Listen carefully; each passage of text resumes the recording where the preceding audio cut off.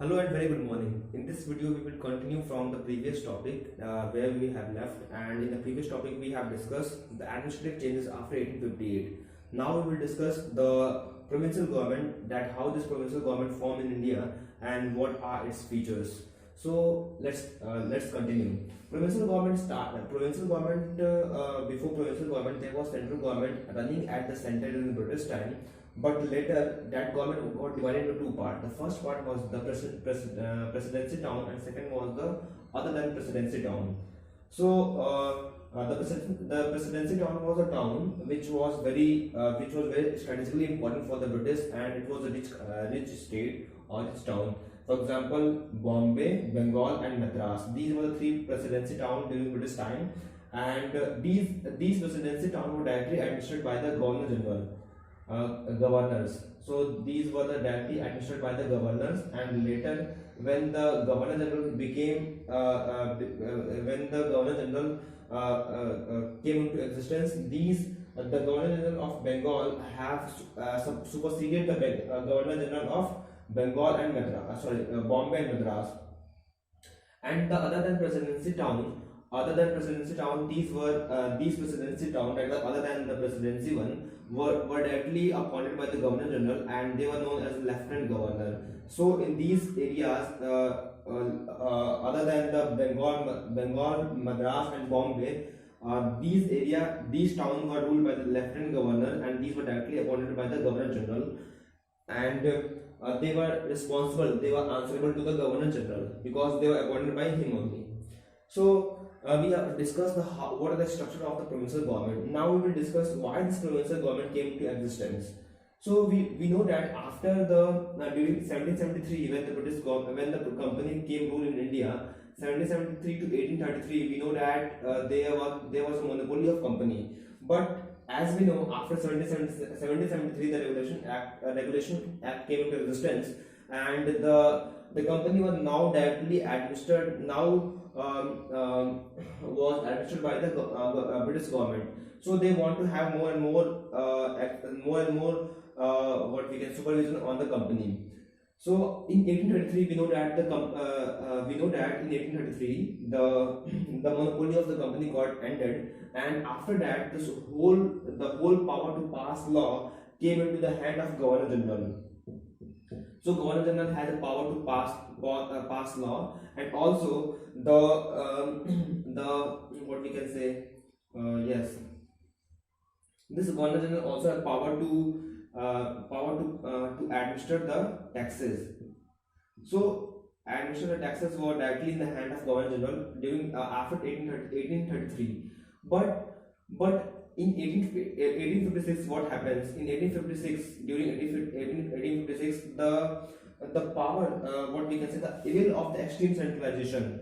The evil means we know that after 1833, the whole control was in the hand of the central government, that is in the hand of Governor General. But we know that what happened after the extreme central. This is known as extreme centralization. So what happened after 1856 is that the evil of extreme centralization was visible in the financial matter. It means that the government has complete control over the financial matter. So the evil of that was visible in the financial matter. So what was the evil? The evil was that the whole burden came into the center, because center was ruling, center was having direct control. And when the whole burden came into the center, then the burden came, the burden of collection of taxes, the burden of dispersing the money to the provinces, and the burden of recording the administration, that how this administration is running, how the taxes is running, keeping the record of that get very difficult. So because of this very difficulty in the handling, collection, and dispersing, and keeping the record of these monies, these taxes, the government thought that let do not collect the money, and let it pass to some another government that will now be known as the provincial government. So because of this, the financial matter, this we can say the tax got divided into three parts. Sorry, not the tax, but the tax got divided into center and the provinces. So this was known as what? Financial decentralization. So this term is known as financial decentralization, that how the finance that was initially controlled by the center now came into the hand of some provincial government, that is known as decentralization. Means we know that what the meaning of decentralization. Now we will discuss how this money, how this financial decentralization came into existence in picture in the during several governor generals. Yes, or we can say after this the viceroys. So how this decentralization occurs and how this decentralization got expanded during the various viceroys. So the first viceroy who was during that time was the Mayo. Mayo term was during 1870. We find that they knew that something was happening wrong. They knew this governor know that there was some problem in collection of taxes, and because of that the tax that was collected was not enough, and he reported some sort of corruption in that matter. So he wanted that this led to reduce the corruption and increase the efficiency of the government. For that he first time said he now formed the provincial government. We know that. So what he said to the provincial government, that look, government, we will transfer as a center, we will grant some aid to you so that you can administer some subjects. So what were the subjects? The subjects was education, health, road, police, and some other subject were transferred to the local government, the provincial government, and for that to administer these subjects, the grant will be given by the center, and they can administer according to their wish. That was the term that was given by the Mayo. Now what happened in Lytton during 1877 was that some more subjects were transferred. Why some more subjects were transferred? Because as we have discussed, there was an evil, means there was a problem in the collection. There was a problem in collection of tax and dispersing the money, and also keeping the record of the administration. So every governor general or every viceroy want to give some sort of relaxation to the government, to the provincial government, so that they can administer the provincial government according to their wish, and so that the collection of taxes become efficient. Now, due to Lytton, he transferred some more subjects, and some more subjects include land revenue, excise, general administration, law and order. These subjects were transferred. These subjects were given to the provincial government to administer according to their wish, and also to work or to maintain the administration in these areas according to their own wish.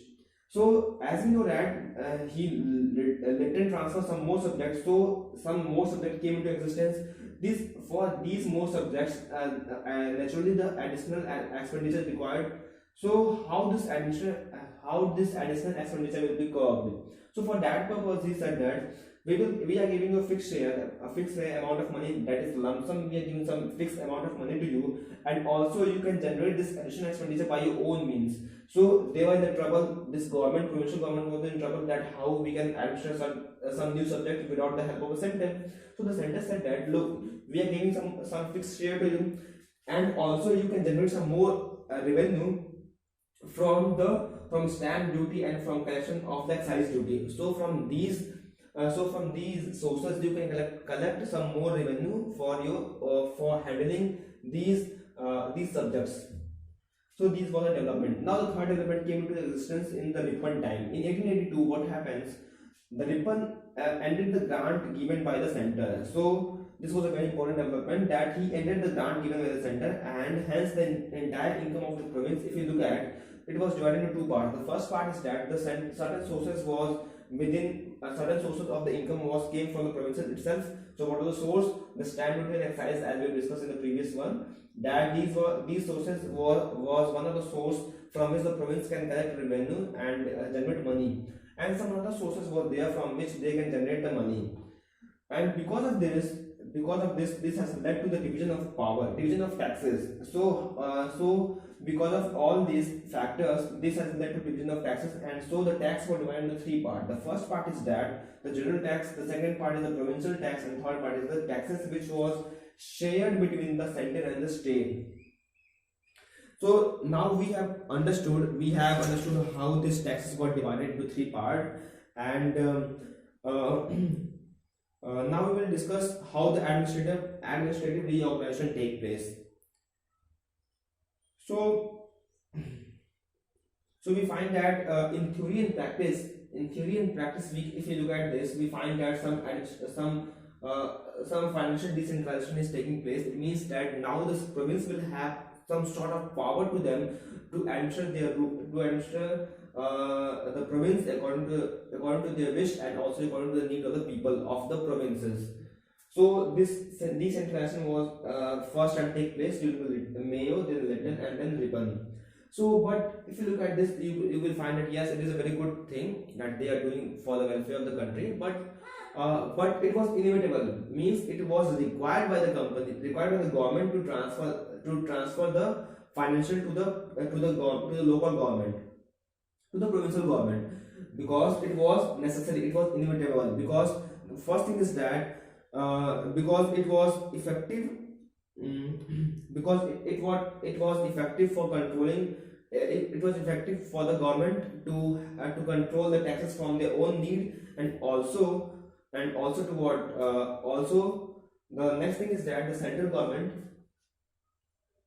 the central, in reality what happens, the central government and the provincial government, was completely in the hand of the British government,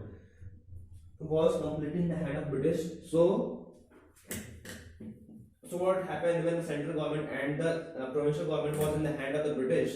It means that the central government and provincial government will work for the welfare of the British, because they are subordinate to the Secretary of State and British Parliament, and we know that the British Parliament will work for the welfare of their own people. So in all, these provincial government, which was thought to be the thought to welfare to welfare of the people, but they were not doing, because they were under the directly control of the Secretary of State and British Parliament, and which was responsible to the British people.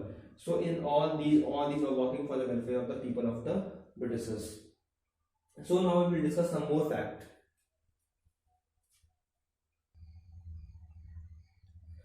Now we will discuss how these local bodies are formed and what are its features. So this is a very important development in the history of India, because now previous time we have discussed the provincial government was formed, and now the local bodies got formed. We will discuss why these local bodies are formed. The first reason was that, as we have discussed also, the financial difficulties was visible in the extreme centralization. Because of extreme centralization, this has led to the financial difficulties, and this financial difficulties has led to the formation of local bodies, and this was the first important feature. Because of the financial difficulties, this local body got formed. Now the second reason why this local bodies were formed, because the European contact and the Industrial Revolution. This European contact, the people who were living in the Europe, they were now living in India, and they want to transplant the European community that were during the British time in the Europe, and they want to transplant that European immunity in India also, because they are now living in India. So they want to transplant that. Second thing is that because of Industrial Revolution, the Industrial Revolution has led to the urbanization. Because of this urbanization, we know that what the meaning of urbanization. Urbanization means that a lot of cities are there, and cities plus cities, for example, industrial cities and production center were there.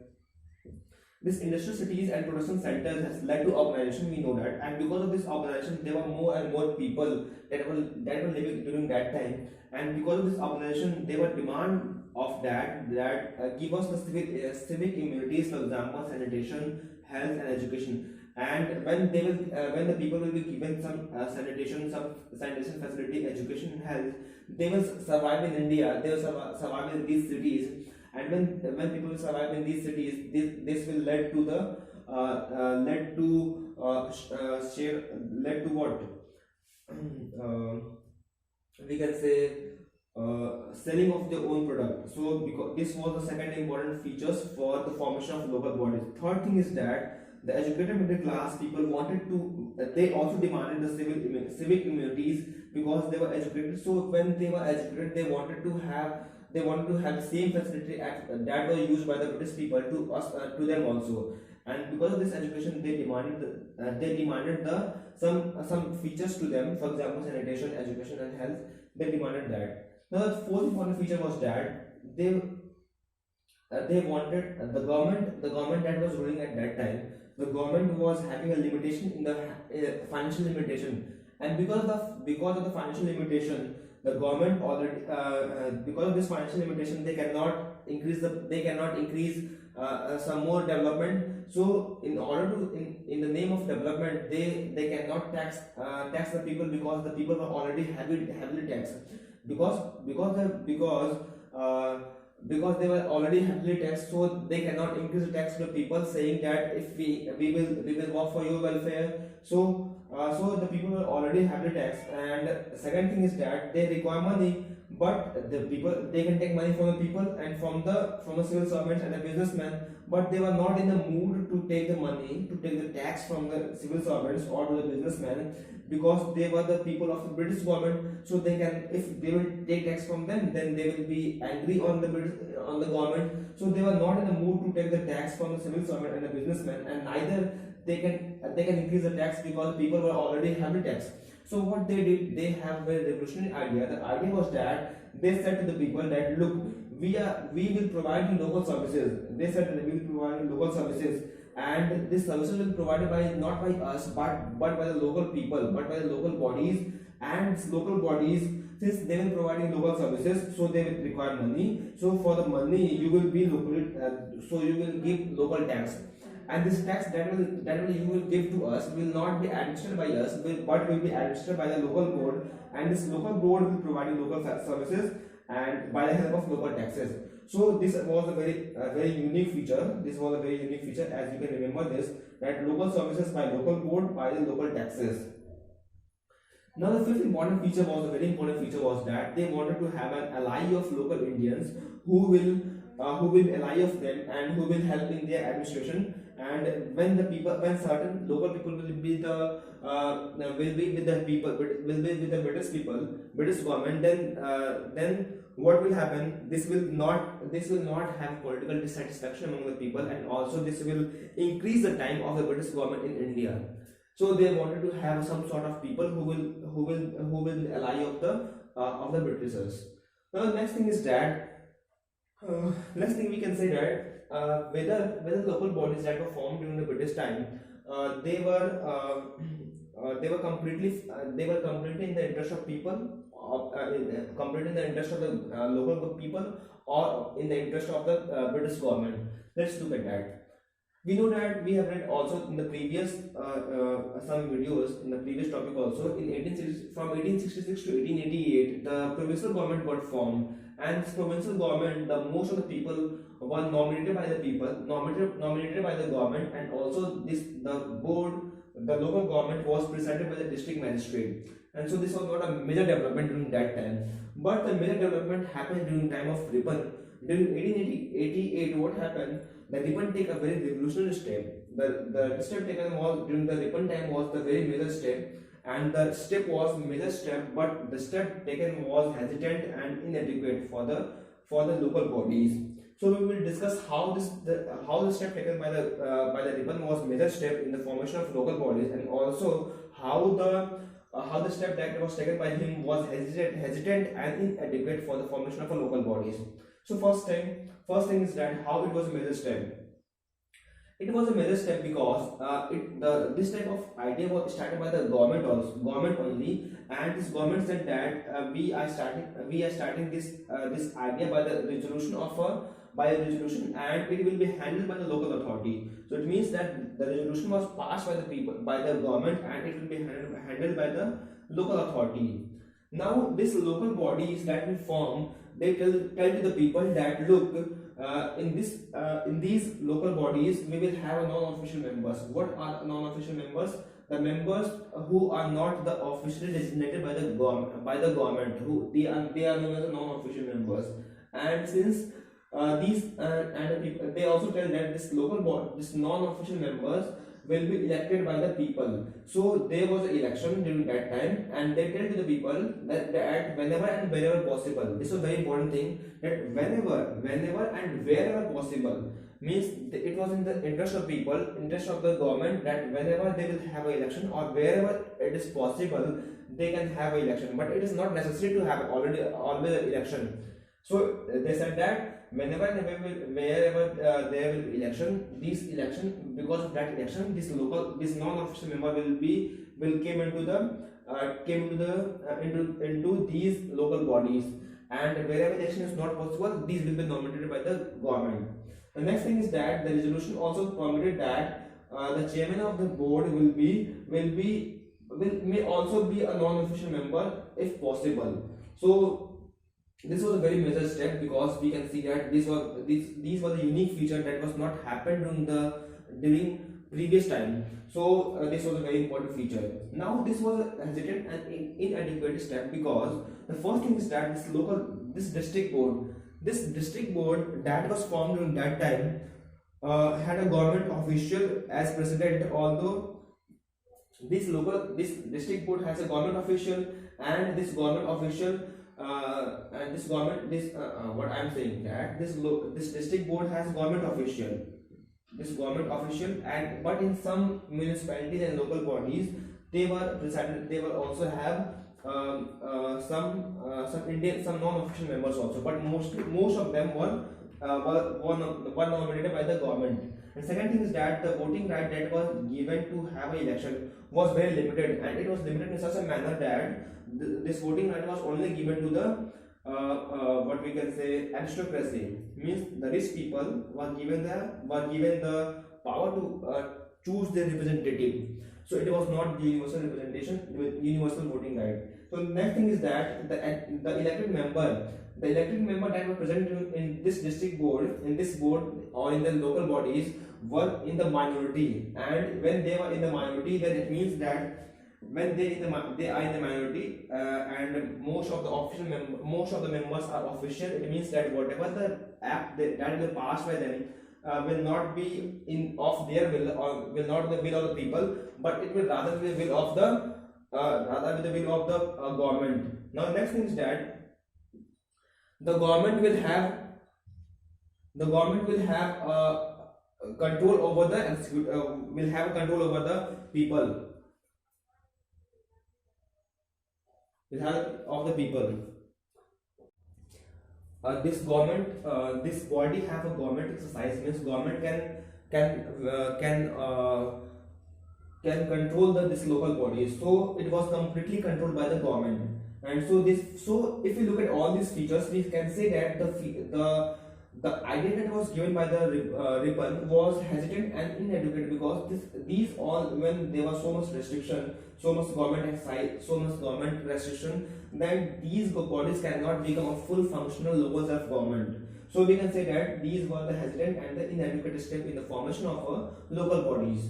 Now why the people of India accepted this? They accepted because they thought, they were in the hope that in some later time the government will fully pass the whole right to us, and because initially nothing was given to the people of India, so some step was given, some step was in the favor of Indians. So Indians accepted this in the hope that they will give in some later time some more power to us. Now second thing is that they accepted because they thought that once they will succeed in performing in these local bodies, then British government will think that the people of India are now capable to rule their own people. So now in some time they can transfer their powers, the whole power to this. So this was the more two things, they were in the hope. And second thing is that once they will succeed in this, then British government will allow more power to them. So these were the reason why these local bodies were formed. Now the next thing is that we can just discuss one last concept. Last concept is that all these bodies have led to all these steps have led to the formation of national movement. Why this national movement got initiated during this time is that, let's look at this factor. So we have discussed in the previous video also, there were three important features. The first important feature is that the central government was subordinate to the Secretary of State and British Parliament. So the government which is ruling in the center is not of the people of India, but of the people of the Britishers because they are subordinate to the Secretary of State and also to the British Parliament. Second thing is that even the provincial government who were ruling in the provinces, they were completely under the strict control of central government. And as we know that as we have discussed also, this provincial government was strictly under central government, and central government plus provincial government work under the supervision of the Secretary of State and British Parliament. Even though the third local bodies that were present at the local level were also, as we have discussed also, they will have a highly government control. So these local bodies that were ruling at the local level were also controlled by the government. So when all these are controlled, so the people of India thought that central government, the provincial government, and the local government, all these are working under the welfare of the people. All these are ruling in India. All these are ruling in India, but they are working under the welfare of the British Parliament. So they think that someone is ruling in India, but they are doing welfare for the people of their own country. So let's have some resistance against this, so that they can transfer some more power to us also. So because of all these factors, central government, provincial government, and the local government has strict control of the government. They resist against them, and because of this resistance, they form what the national movement got initiated. And this was the reason why this national movement got formed. As we read some national movement example, East Indian Association or Indian Association, that was formed by Surya S.N. Banerjee, and all these are formed because of these development that we have discussed in the previous video and this video. So hope you understand this concept. Thank you very much.